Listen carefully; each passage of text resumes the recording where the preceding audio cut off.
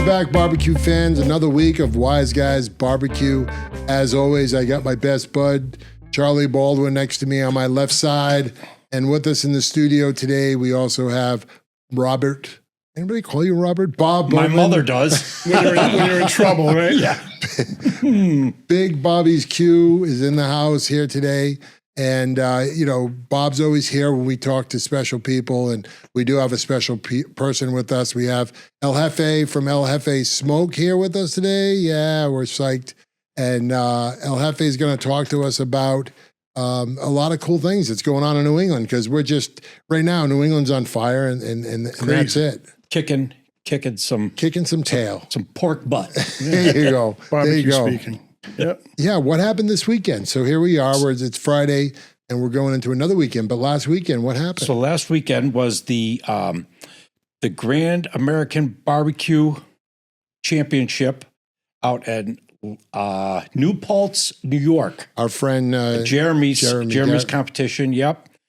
Day one was the invitational, and day two was the open competition. Jeff, how many teams were there? Do you recall?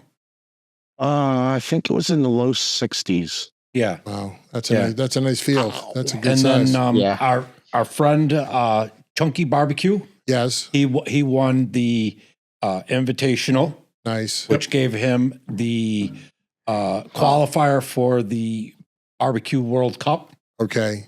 coming up in Vegas. Yes. And then our local hometown hero, Yeah, our goat. our local goat, Bill Gillespie of Smoking Hogs, Yep. won the open with a insane score. I'm just calling it a 712 point insane. Yeah, that's crazy. Yeah, 712. And it was when he was visiting here last time, he was saying how he was changing up some things and dialing in some new things. Tweaking a little this and tweaking a little Oh that. crap! He was focused. I think Playing He it wasn't close to the tweaking. vest. Yeah. I got something for you. So that's fantastic. I mean, and El Jefe is knocking them dead too. With the So competitions. Jeff, right before Grand Am, you were in New Jersey, You were. and that was a double, but someone walked away with a GC on day two. Yeah, what happened down there? Yeah, Jeff? tell us about that. Yeah. I think we've got off to a really good start this season. We actually, in Bristol, got fifth both days, rolled into New Jersey next weekend or 2 weekends later, whatever it was.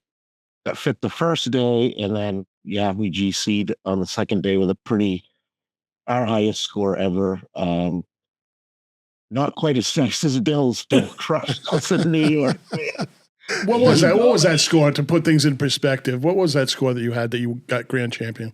It was a 707.349 something. It was our highest score ever, easily. So like our listeners will be like, "Oh, that's not that big a deal," but Right, 5 points away. 5 points is a huge deal. Yeah. Yeah, it's a lot. I mean, max points of every judge gave you nines essentially is 720. Yep. He basically ripped off a 713 essentially. I know it was maybe a tad under, but I mean, that's crushing it. Like, I knew it was going to be big when you got that perfect and brisket.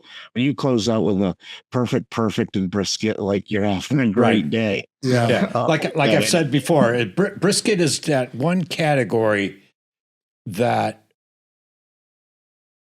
makes you or breaks you. Yeah. I mean, for some reason, brisket. Well, let's talk about the reason. Is that judging, or is that the actual cooks? I think it's the actual. I think it's the cook. Yeah. Would you agree, Jeff, that's brisket is? I mean, as a team that got a lot of seventh places last year in brisket, and, which is great. Don't get me wrong. I mean, people would kill to be that consistently getting sevenths, and then we rolled the seventh over at the Royal, which that's great. Yeah. Right. Yeah. It's the cook nailing brisket to be absolutely perfect for the judges is super, super difficult. It's nailing the texture, not having any offensive flavors. Like, it's it's challenging for a reason. And why it makes or breaks you is because you see a wider point spread. So in chicken, for instance, you can get 11th and maybe have a 175, which is contributing to that your overall score, where there's only a 5-point difference between all of you. Brisket, it's so challenging. You see this wider variations in scores in the top 10. So it starts, even pork too starts separating out those people. That's where you're like start leapfrogging over things. So if you're close, 3 or 4 teams super close going into brisket, and then you maybe get an 8th and Bill gets a perfect in 180, it's game over. If it was us, does that make sense to you? Because I'm confused. So no, that makes a lot of sense to me. I know exactly what he's talking about. So Jeff, give me a spread of brisket. Like, what would be a high and low in 10 spots on brisket? Well, like for this, I could pull up the score sheet probably and use this weekend, but Bill got max, which is 180 points, right? So every category, that's the maximum amount of points you get. And that's 4 categories, and that totals up to your 720. That's the max points you can get that I mentioned earlier. So what happens in brisket is, unlike chicken, right? There may be a 180 maybe or 178 won it, and 10th maybe 175. In brisket, take last weekend, and I don't remember the scores, but we're going to use it as an example. Bill got a 180, 10th may be a 160. Okay. Huge spread. Yeah. Huge spread. Big spread. Yeah. So even though you heard your name, maybe like last year for me, us, we got 7th. That might have been a 169 or a 171, and someone comes in and gets a 180. That's 10 points. Like the other meats can't make up the spread. Like you just leapfrogged over. Right. Yeah. There was 3 or 4 teams that were neck and neck getting through the other meats, calls, let's call it, all of a sudden now you're in 7th with someone that beat you by 10 points in one category. That's why Bob says it makes and breaks your contest, because those swings and points are bigger. You can leapfrog, even if you might have got a few lower calls and someone got a higher calls than you for every meat, but all of a sudden you get a 180 in brisket.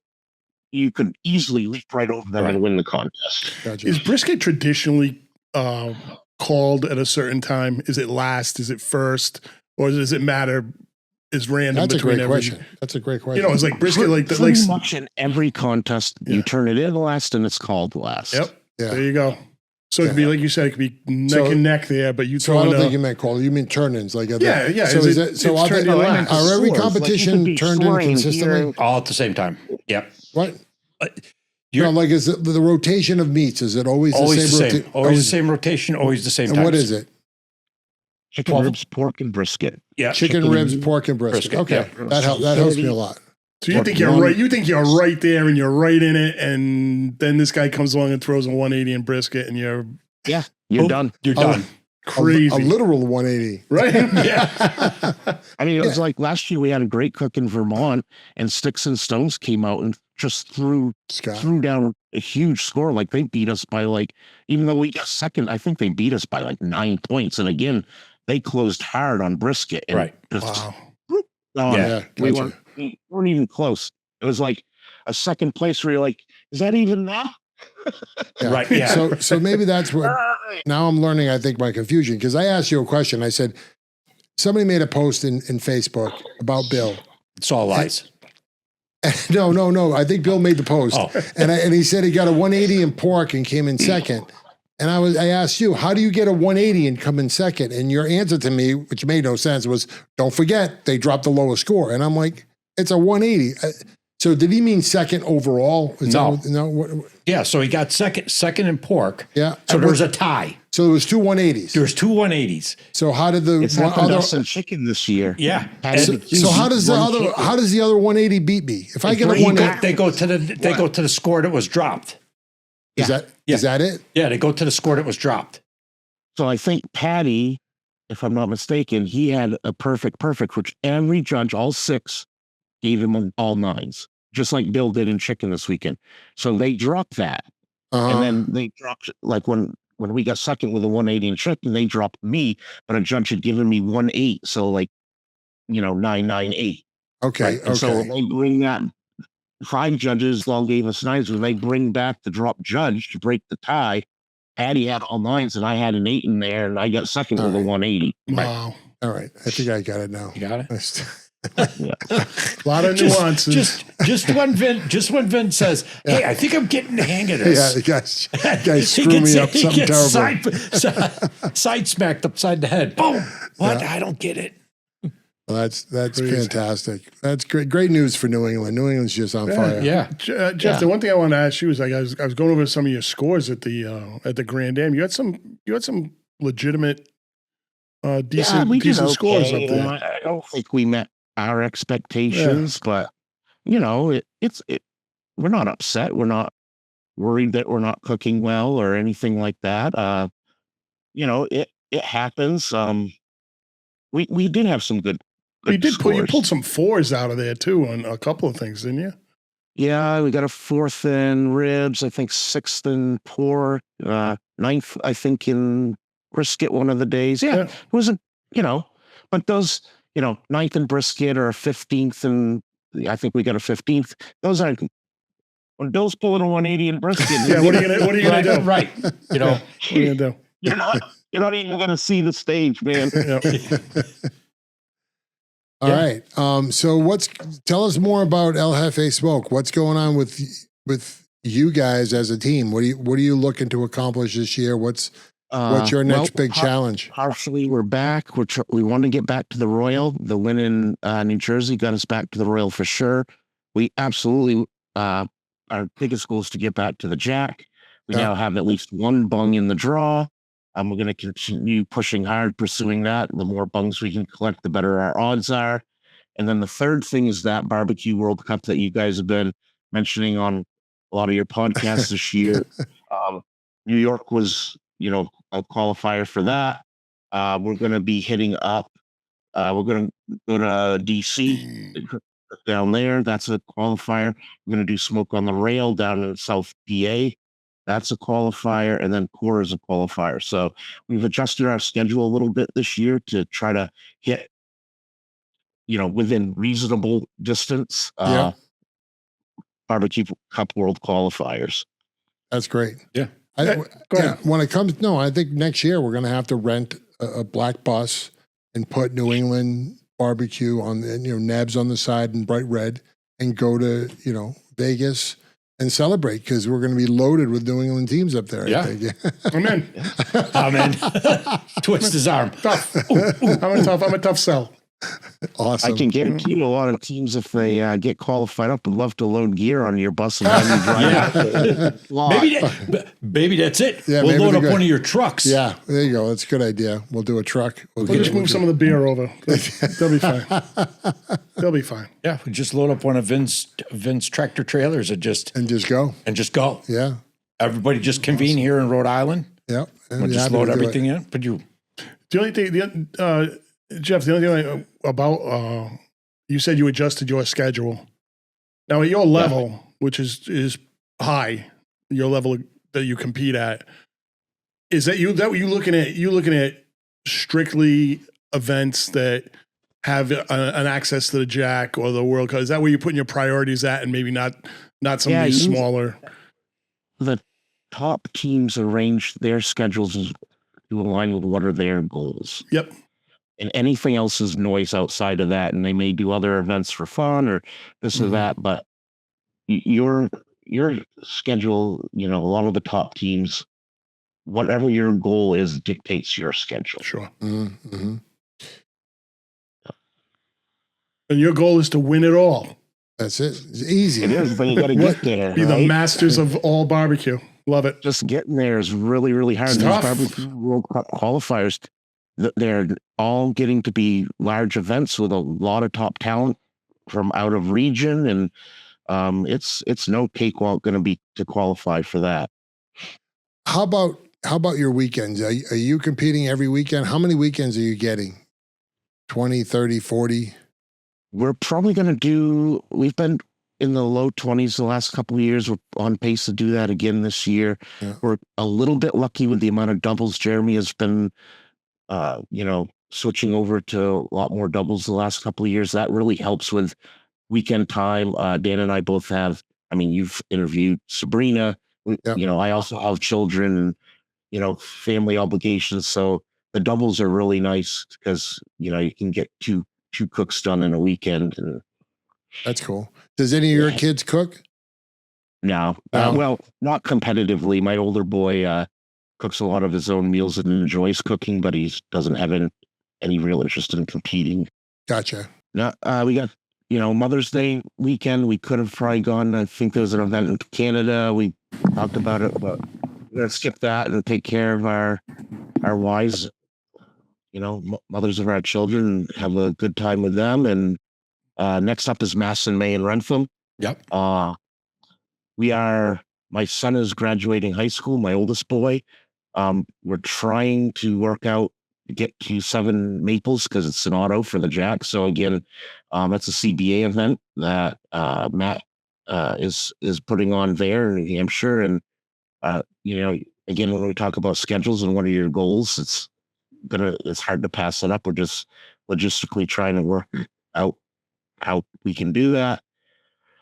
Then we're back in Connecticut and Bristol. And then, like I said, Washington, D.C. Then we're doing G-Offs and Scots in Connecticut. And like I said, we're going to Smoke on the Rail and Trillium, Cora, Green Mountain. And then I think there's a week off and we're going to the Royal. Hell of a schedule. That is a lot of meat. That's a lot of cooking, That's man. a lot of meat. Yeah. I Fantastic. have Ian and I both have multiple extremely large freezers, 28 cubic foot freezers, multiple of them, and they're packed. packed. That's awesome. God bless you guys. All right, great. Now, so let's continue on. How? I don't know if our viewers know you're the president over at NEBS. El Presidente. El Presidente, and you know, we're hearing a lot of new stuff going on with your efforts this year. What's going on with NEBS? Yeah, we've got we kind of like had a pretty big election back in January. We've been running a kind of skeleton light crew, especially last year on the board. We've pretty much filled out the board, so we've got a lot of people, great people have joined up, able to contribute in a lot of areas. For instance, we already have a charity event on the books. We're hoping to do multiples. I know they're working a lot of angles. It's harder than you think sometimes to work with organizations to cook and give away food. It's kind of surprising at times, but we're partnering with the Make-A-Wish New Hampshire Foundation for an event called Rafting for Wishes in Meredith, New Hampshire. That's going to be July 18th. We're preparing the meals for the closing ceremonies for about 150 volunteers that participate in this 24-hour relay style rafting event. So I would say keep your eyes and ears open for that. This is a great volunteering opportunity. We need you know, people from the community, NEBS members, non-NEBS members can volunteer and join us and cook some barbecue, give back. What makes it challenging dealing with these organizations for contributions? Is it just monsters, just a lot of people they got to deal with on that end, or what? I think the people are the best part. Different communities and different areas have different rules and laws and regulations, and it's more working around that tends to be the issue. You know, if bureaucracy. You know, we like to not necessarily cook in their kitchen, like on site, right? We want to smoke meats and be, you know, maybe in their parking lot, maybe cook off site somewhere else and bring it in and do like a catering, just drop a couple 100 pounds of meat catering style, things like that. So it's finding the right opportunities that kind of align with giving our members and the community opportunity to actually cook with us and you know, feel the camaraderie of the barbecue part, not just the giving back and charity part. I'm sorry, Bob. Go ahead. Oh, I just wanted to know like the schedule. Yeah. Yeah, let's go. Let's get right into that. It's an exciting year. We have about like 5 brand new events. We still have about the same total number of events this year. We're starting off with Maine. That's totally new this year. I think it's Battle at the Bow. It's at Bow Brewing in Lyman, Maine. That's going to be June 6th. So that's kicking off our competition season. After that, down at Geoff's and Scott's contest in Connecticut, they are having a Kids Q only NEBS event. Really? Wow. Here. And that will be kids cooking on griddles. Nice. So we've sanctioned that event. We were really excited that he reached out to they reached out to partner with us. So we were very excited to sanction that. That's going to be really, really cool event. Yeah. That's a great idea. Yeah. Yeah. And then the next one after that is down in Pennsylvania, which, getting back to some of the discussions and all that, Pennsylvania is included in as a state in the NEBS toy event, like jurisdiction area. Whatever the right word is. Jurisdiction is the right word, but so that's going to be the Slate Belt Smokeout in Bangor, Pennsylvania. That's June 27th. Then we have a brand new one in Greenwich, Tavern on the 3 Smoke Off, August 22nd. Then we're back. Busy. Yep. Returning back to Henniker Brewing in Henniker, New Hampshire on August 29th. Then we have everyone's favorite, one of everyone's favorites, Miller's Crossing. Yeah. Down in Cranston on September 19th. Now, I heard a rumor. No rumors. No rumors. I heard a rumor. We're here to confirm. I haven't seen any paperwork coming, but I heard a rumor. Yeah. Anything you want to tell me? Is there a rumor about Miller's Crossing? It's his fault. I'll just say that. It's all his fault. We're going to have a team in that bad boy. Nice. It's all his fault. Great. That's as much credit as I get. Because that guy's going to be responsible. What? There's the brains right there. No. I'm just carrying meat. We got to talk to Tommy. That's it. Yeah, we're looking forward to it. I think it's going to be a fun time for us. It's definitely going to be a fun time for us. When does registration open up for that? Oh, it's open. Putting me on the spot. I don't have all that memorized, but watch the NEBS website. There'll be announcements. Follow us on social media. Like it'll be going out. We love. It seemed like a natural fit for us. Oh yeah, we love being down there. Do something like Captain that. Nate. Captain Nate's a great guy. They love that event. So I think it's a great one to participate in. I think you're gonna have a great time. Yeah, I think so.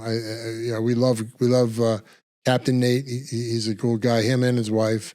Can't remember his wife's name right now, but I met them last year here in the studio. They're awesome, and we'll have them on the show again before his event. But we have fun every time we go. So we're going to be there in one way or another. And this year we're going to be hopefully a competition. Could be a team. Could be a team. I don't know. Rumors. So humble. Yeah. Then we so got humble. Battle up in Suncook. That's amateurs only. It will not count for toy points. And no masters teams are allowed to sign up for that. So they want it to be, backyard barbecuers battling it out. Yep. And so it's good. that'll be up in Suncook. So if you're a true backyard guy, maybe you've missed an event or not competed because you don't want to go head to head with some big dogs. Go head to head with, people that are definitely will be at your level. And it's a lot of fun. Build a lot of relationships that way with people at your own level. It's less intimidating for some people. Right. Sure. Yeah. No. So that's Sunbelt. Just so Sunbelt. Yeah. So I'm just no masters team. So you could never have competed in a masters class. Correct. That's the definition. Correct. Okay. Yeah. Just making that clear. Yeah. No, it's good. And Toy Points is obviously team of the year for our some of our listeners that might not. No, I'm just saying. For some of our folks that don't understand what that meant, but so team of the year. I'll look right at them. We get a lot of pings from different folks who say, "Hey, can you help me out? We want to, me and my son were thinking about, and we'd like to get started in." And how would you suggest we go about it? We always answer NEBS. Contact NEBS. They got some cool stuff going on.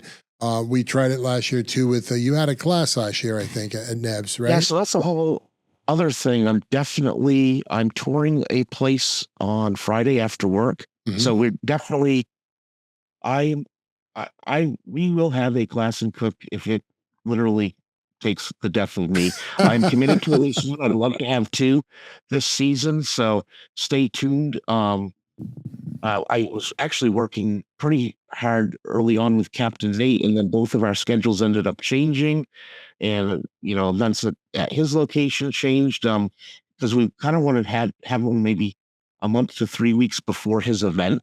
Yep. Oh, yeah. At that location. We thought it was a great idea, and it's just unfortunately, we adjusted our competition schedule as talking about earlier, then things changed on his side, and we went to backup dates and then backup dates, and nothing really worked out. Yeah. So, but stay tuned. We will announce that when there is one, for sure. Definitely gunning for two. I'd love to have one, a second. If this first thing pans out, it's up in New Hampshire. I'd love to have one in the Rhode Island-ish area, like Massachusetts, Rhode Island area, in that kind of that quadrant, like we did last year. So, that's definitely a thing. But if you're already barbecuing backyard, this event in Suncook would be a great one just to come out and see where you're at. Yep. There'll be no pros there, no one to, just. Right. So there it is, you guys. You guys always ask us how to get started. There it is. Take a NEBS class when it's offered, or get into this amateurs class over at Suncook, because this is where you can really get the flavor of competition without feeling like you're going to get trampled over by a bunch of other teams, for sure. Yeah. All right. All right.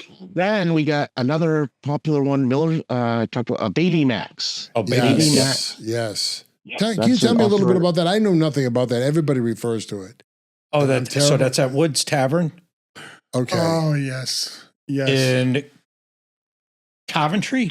Somebody we know did really well there. Was it Rich Yang? Yeah, I think he did do really good The there. Yes. Barbecue Ninja had a couple of, I think he won it one year, a couple Yeah. of years ago. Yeah. Am I wrong you're about right. that? No, you're right. You're right. Yeah. He did mention that. I think he was pretty high up in the results there last year, like second or third, or like he was up there. Yeah. Yeah. Oh no! Wow. We're back at the Franklin County Food Festival in Greenfield, Mass. on October 17th. And then we're ending the season with a pretty big bang. The Commander's Cup has always been one of our biggest events. That's November 7th in Rentham. And then the next day is our inaugural NEBS Invitational. Oh, NEBS invitation. Oh wow. You have to qualify to get in on day 2. So this is going to be both at Rentham. It's going to be end your season with, barbecue, a whole weekend of barbecue. So I would say if you're a NEBS team that gets into the Invitational, use Commander's Cup as a warm-up. Come out both days, like get warmed up, get the feel of what the judges are throwing for scores, Yeah. get some comment cards, make some adjustments for day 2. So to qualify, you got to be a KCBS and CBA, grand champion or reserve grand champion. So we actually already have 5 winners of wooden nickels. Smoking Hogs, he's GC'd and RGC'd. Grandpa Val's, Yep. House of Q out in New Hampshire, Yep. who he was RGC in New Jersey on day 1. Yep. Yeah. And then us, LFA Smoke, and then You said rough cut. It was a rough cut Oh. Q. that's the last one, yeah. Okay. Good. Yep. And then for NEBS contests, top 3 at any NEBS sanctioned event gets you into the NEBS Invitational. And if there's teams that are already qualified, we will hand down the wooden nickel down the line. Okay. So say, then you, Charlie, and me were already qualified in at a NEBS contest, and Bob was sitting in 4th in that contest, he'd get a wooden nickel Gotcha. into the Invitational. Then we will look at Team of the Year points, not counting the Commander's Cup. If you were in the top 10 in NEBS Masters points, you're in the NEBS NEBS Masters points, you're in the Nick. And then we're taking the top 20 NEBS teams that were competing for the Ken Dakey Cup. You're seeded into the NEBS Invitational. Okay. So get out great. there early and often. Get yourself in the top 20. Even if you don't win, you're in the Invitational. And Great the advice. qualifying calendar for that is January 1 through. Yeah. Through to the contest before the Commander's Cup. Yep. The Commander, because it would not be fair for, you then to come out and win Commander's Cup and then be like, you're in the Invitational. Right. I think what we'll end up doing is, if we do it again, You'll pick up from the Commander's Cup on. Yeah. Gotcha. Because it just would be unfair. Like, oh, what do you mean you don't have extra ribs and chicken and pork? Yeah. you better go shopping. Yeah. Yeah. So that's super exciting. There's going to be, can I talk about it? Yes, you can. Our viewers need an exclusive. So If you want it out, I'll take it out. The news at the NEBS Invitational is the winner is going to get a golden ticket to the World Food Championship. Holy What? crap. Oh, yeah. Yeah. How did you pull that off? Exactly. I just think the Secret Squirrel Society are fabulous board members. Have been working That's big. overtime, pestering people, using their connections, and it is pretty awesome. That is unbelievably awesome. That's some huge news. Thanks Hold on, I gotta check my calendar. I might be entering some NEBS comps. Yep. That's Remember, great. top 3 in any NEBS contest. We're passing down nickels. Top 20 and Ken Dakey points. You're in. These are NEBS contests. So Right. Yep. That's fantastic. That's okay. Yeah. That's huge. We're gonna GC the Rhode Island BBQ Championship, Okay. and then we're in. And then we're in. It's over. It's over Easy after peasy, that. right? We're in. It's Easy over after peasy. that. GC that event. We're in. Good thing he's We're not too only Rhode overconfident. Island. We're a Rhode Island team. We're going to the Jack. It's a big year. Do not lose that confidence because we need it. Yeah, exactly. Yeah, That's wait awesome. till I show you my calendar for that day. I don't know how I'm going to do it. That's awesome. But I know you will. Plenty of volunteering opportunities. We're going to stay tuned to our website, social media. We'd love to have people come out for these things and help. It's why we do this. It's why NEBS exists. A lot of great contests to participate in this year. So stay tuned for those. And I am committing to at least one, if not 2, class and cooks.